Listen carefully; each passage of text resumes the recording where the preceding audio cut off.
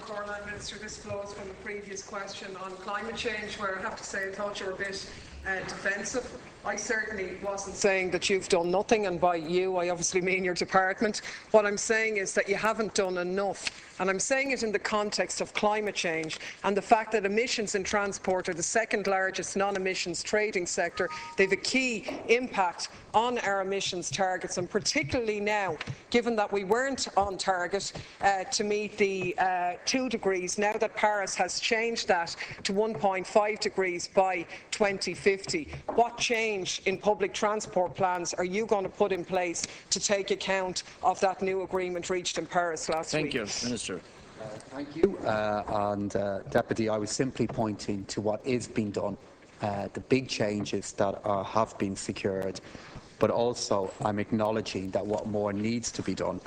And as opposed to going through the material that I've already shared with the Deputy, I'll give her some new information in that regard.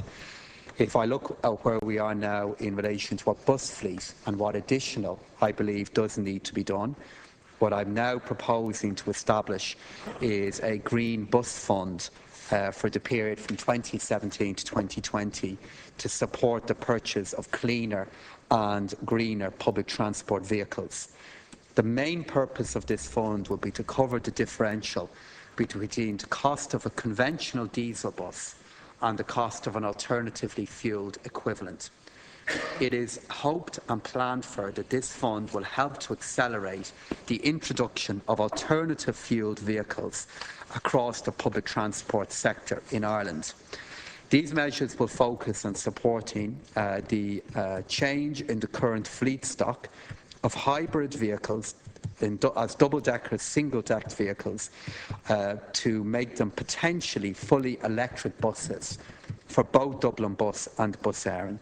This would have the aim of delivering reduced vehicle emissions, improved air quality and health benefits, lower fuel costs, reduced operating costs, and then increased security of the supply.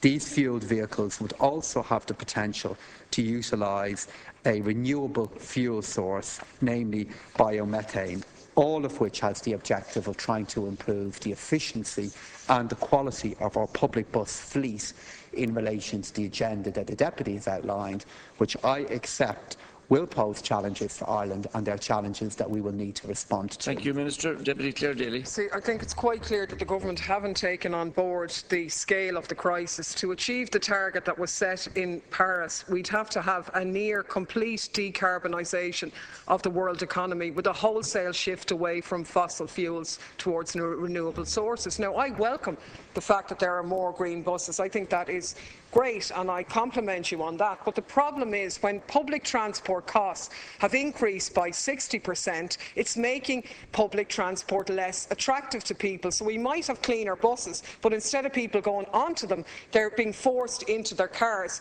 When Dublin Bus is reliant on circuitous routes that sort of transport all around North County Dublin before, for example, bringing people into town, it makes the service attractive. When Iarn Road Éireann publish a timetable which leaves out key urban areas like Donabate, for example, at peak times from having an ability to leave the city centre to go home, it means less people on trains. And while I accept that there has been more investment, I really think it's important to say, Minister, that there needs to be things stood on their head. Of the extra investment, 60% of the capital investment plan for transport published in September is to go on the road network. If we're to tackle climate change, that has to be stood in the opposite direction. The investment in our road network is to make our road network safer in many cases, and it's also to put in place a road network that will better join up facilities, assets and cities that our country has that need better connectivity. In relation to public transport, again, thank you for acknowledging that we are making progress in this area. I accept that we do need to make more, and we're working on making that happen, and I've outlined how. But Deputy, I think it's also important to acknowledge the big change that is underway in terms of the numbers of people that are using public transport. I mean, from the analysis that you've just offered there, you'd think fewer people are using public transport than a year ago. We've got more people on Dublin Bus, we've got more people on Bus Éireann, we've got more people using our Luas service, and we've got more people on Irish Rail services, particularly the DART and suburban services. So what we're seeing at the moment, contrary to what you have just suggested there, is we're seeing more people using public transport, and what we now need to do is continue to invest in that public transport in line with the plan that I've outlined, that is looking to substantially increase it. Well, as I've said to the Deputy already, in the last 18 months alone, an additional €90 million been made available to support the improvement, the maintenance and the upgrading of the Dublin bus fleet. Thank you. Back, Deputy Daly. The point, Minister, is that we also have growing congestion levels back to 2008 levels, in fact. And the point I'm making to you, we need to be getting more on public transport than we have now. We need to be reducing private car journeys. Yet the plan that you unveiled in September said that 60% of your capital budget is going on the road network, which is essentially in the main to support private transport, not public transport. We need to radically overhaul and prioritise rail, and we have to start it in financial terms. Only €3.6 billion is promised to public transport over 7 years, of which €2.6 billion is just for the maintenance of what's already there.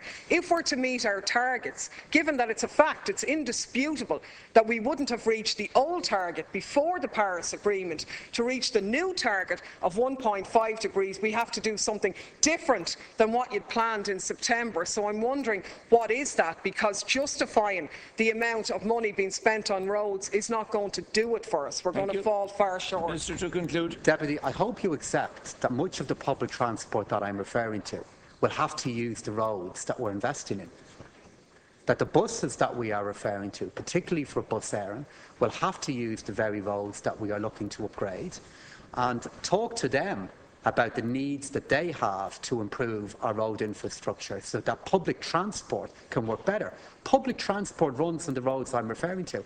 And if you think there's not a need for the investment that I'm referring to, go along to the stretches of roads that the N4 and the N5 that we're looking to upgrade there. See what is happening on those roads. See the challenges that are there in terms of road safety. Visit the stretches of road that are between Cork and Kerry that we are looking to upgrade via the Ballyverney to Macroom upgrade, and see the difference that could be made to road safety in those projects. Visit indeed Deputy Pringle's constituency for some of the road projects that have been welcomed up there that are all about dealing with road safety. So I think one of the things you're missing in the point that you've put to me is the very investment we're looking to put in our roads, which is justified on a road safety basis, justified then in allowing different forms of transport, including public transport, to travel quicker and to travel more safely.